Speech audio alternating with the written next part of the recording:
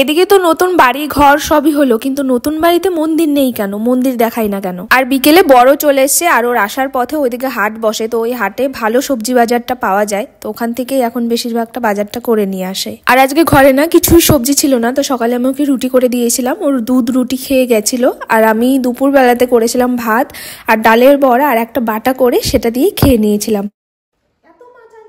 মাছ এনে সিম্বা খাবে? সিম্বা মাছ খেতে পারে? আমরা খাবো, ফ্রিজে রেখে রেখে, রোজ দিন তো যাওয়া হয় না, এই কারণে একটু বেশি করে আনা। मम्मी का दुलारा पापा का दुलारा मुन्ना बड़ा प्यारा कुटी कुटी को कुटी कुटी को कुटी कुटी को कुटी कुटी को।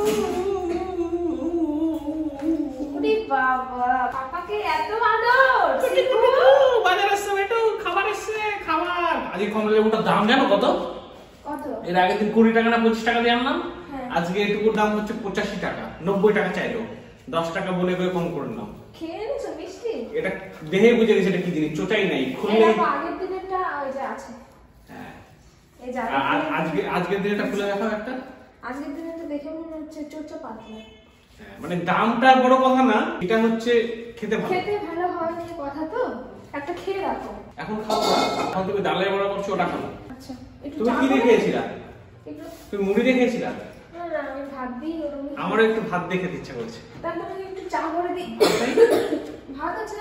একটু ভাত দিয়ে মাখাও তো খাই। তোমাদেরকে মন্দির নিয়ে যে কথাটা বলছিলাম না, তো ঘরে আমি পুজো সন্ধ্যাবাতি সবই দিই, কিন্তু পার্মানেন্ট ভাবে যে মন্দির বসানো কিংবা মন্দিরে ঠাকুর বসানো সেটা এখনো আমরা বসাইনি। আর সাইডে দেখো আমি একটা মন্দিরের ছবি দিয়ে দিয়েছি।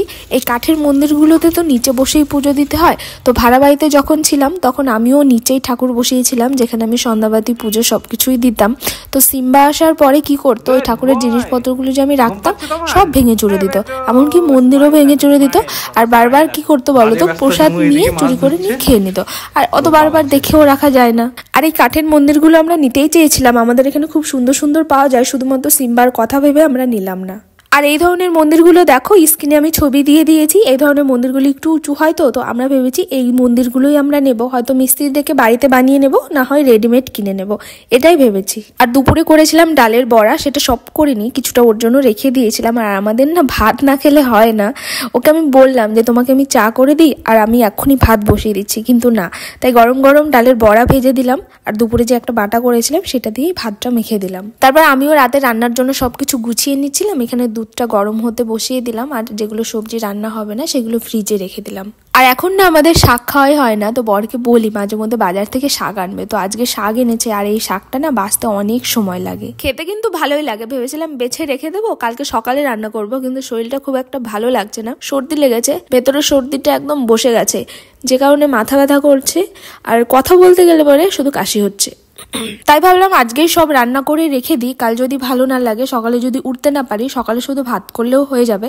আর বাসি তরকারি দেখবে পরের দিন এই শীতের দিনে জমে থাকে, তো গরম ভাতে খেতে ভালোই লাগে। আর এই বটিতে তো আমরা খুব একটা কাজ করি না, যে কারণে ধার কমে গেছে, যে জন্য আমি শাকটা ভালো করে কাটতে পারছি না। মাছের মাথা দিয়ে শাক ঘন্ট খেতে আমার ভালোই লাগে, কিন্তু বরের একটু প্রবলেম হয়ে যায়, ও কাটা খেতে পারে না, তাই জন্য। তো বর বলছিল তোমার তো শাকটা বেছে বানাতে গেলে সময় লাগবে অনেকটা, ততক্ষণ আমি মাছগুলো ভেজে দিচ্ছি। তারপরে তরকারি হয়ে গেছিল, তারপরে আমি লাস্টে শাকটা বসিয়ে দিয়েছিলাম। আর শাক রান্নার ধরন কিন্তু সবার এক হয় না, এক একজনের এক এক ধরনের হয়, তো আমি আজকে তোমাদেরকে অল্প একটু শেয়ার করছি যে আমি যেভাবে করি আর কি।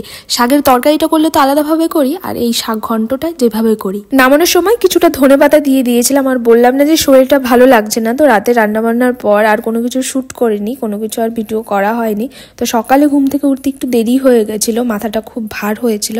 আর আমরা যদি বেলা করে ঘুমিয়ে থাকি, সিম্বাও বেলা করেই ঘুমাবে, আর ঘুমাবে ঠিক লেপের ওপরে, যে কারণে আমাদের এপাশ ওপাশ ঘুরে শোয়াও যায় না। এদিকে বর বেরিয়ে পড়লো, তারপর আমি ঘরে এসে স্নানের আগের যেগুলো কাজ হয় আর কি, সেগুলো আমি সব কমপ্লিট করে নিয়েছিলাম, সব করিনি, ভেবেছি আজকে তাড়াতাড়ি স্নান করে নেব, তারপরে বাকি কাজগুলো করব। আর ঘরে এসে দেখি সিম্বা আমার ওর পাপার সব মোজাগুলো বের করে এখানে ওখানে ফেলে রেখেছে, সবগুলো তো ছিঁড়ে ফেলেছে, একটা ওর মুখে আছে।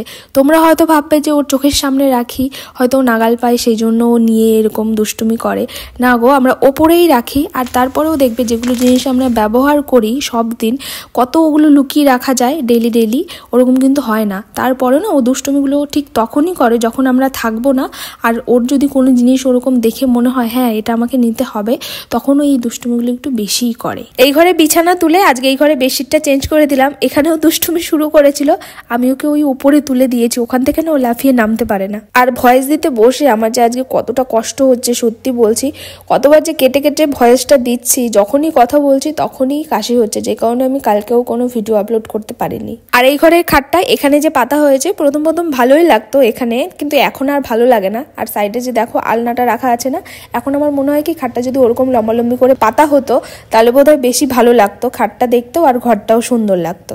ইচ্ছা আছে যে একবার এই ঘরের খাটটা ওই সাইডে ঘুরিয়ে পাতানোর, কিন্তু বারবার খোলাটাই হচ্ছে বেশি সমস্যা। কাজের কথা তো ছেড়েই দিলাম, যদি সময়ের কথা বলা হয় তাহলে দিনের অর্ধেক সময় সিম্বার পেছনেই আমাদের পার হয়ে যায়। বাড়িতে একটা ছোট বাচ্চা থাকা আর সিম্বার সাথে তুলনা করা একই ব্যাপার, মানে আমি এই দুটোর মধ্যে কোনো পার্থক্য আমি দেখি না। তো তারপরে কিছু জামা কাপড় ছিল সেগুলো আমি ভাঁজ করে গুছিয়ে নিলাম।